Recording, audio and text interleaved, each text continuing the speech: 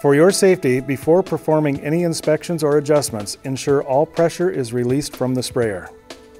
In this video, and in the owner's manual, you'll see this symbol every time it's necessary to follow the pressure relief procedure.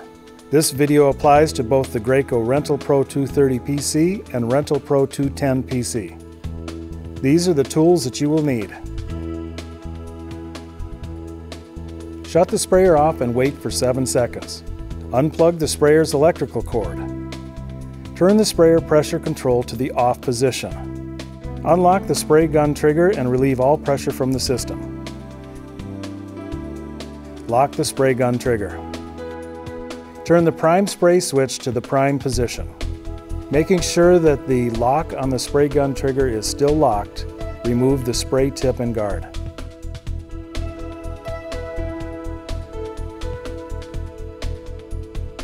Disconnect the outlet hose from the pump.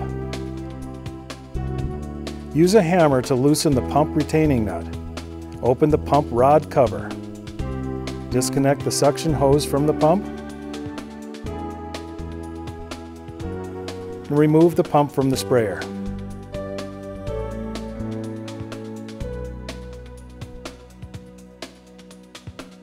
Secure the pump in a flat-jawed vise. Make sure to secure it on the flat area of the pump.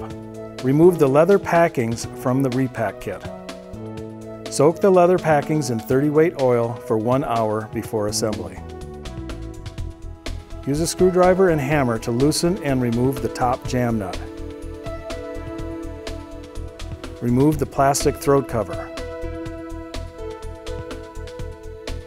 Set the jam nut aside for later use. Unscrew the intake valve from the cylinder.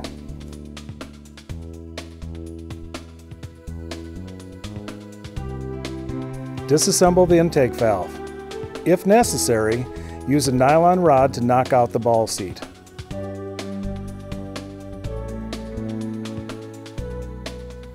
Remove and discard the inlet ball.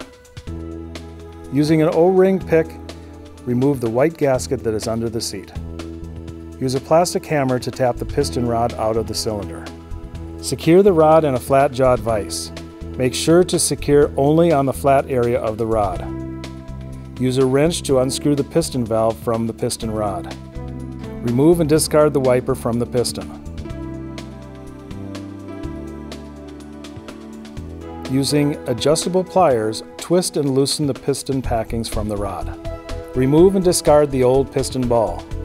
Use a nylon rod to knock out the upper throat packings and glands from the cylinder if they did not come out with the rod. Discard the used throat packings and glands. Clean and inspect the parts. Cut and remove the white or black gasket from the groove in the cylinder.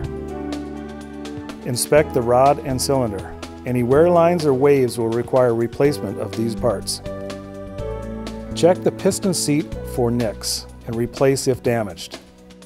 Put the displacement rod back into a vise.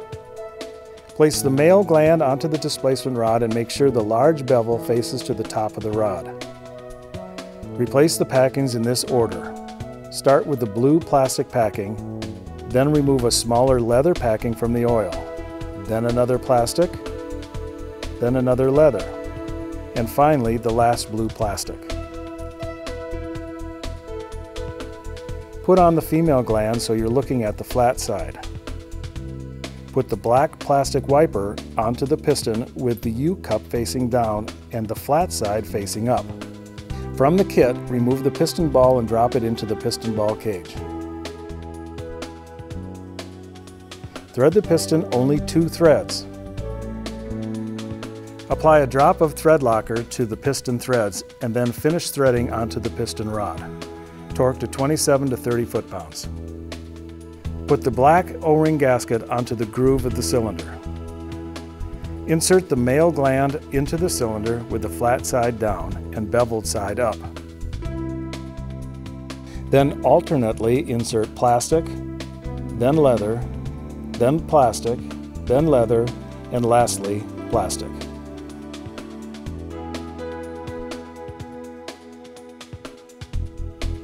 Insert the top female gland with the flat side up. Put the O-ring back on the throat packing jam nut and put the new plastic cap on the jam nut. Thread the jam nut on until it just contacts the packings. Do not tighten yet.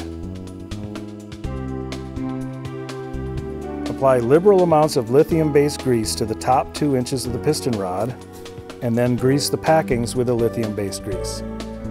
Insert the displacement rod into the cylinder until the rod is through the packings and jam nut.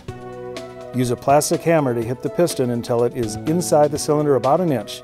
Use a nylon rod if necessary. Put the white gasket into the bottom of the foot valve. Clean the seat thoroughly, and then insert the seat with either side facing up. Use a nylon rod to tap the seat securely into place. Insert the new inlet ball. Insert the ball cage with the narrow side in first over the ball. Thread the foot valve back onto the cylinder. Secure the pump back into the flat-jawed vise, then tighten the foot valve to spec. Tighten the jam nut by hand as tight as you can. Then use a hammer and screwdriver to tighten an additional half turn. There will be parts remaining from your kit which are used on other similar pumps. These can now be discarded. Attach the pump to the sprayer and you're ready to spray.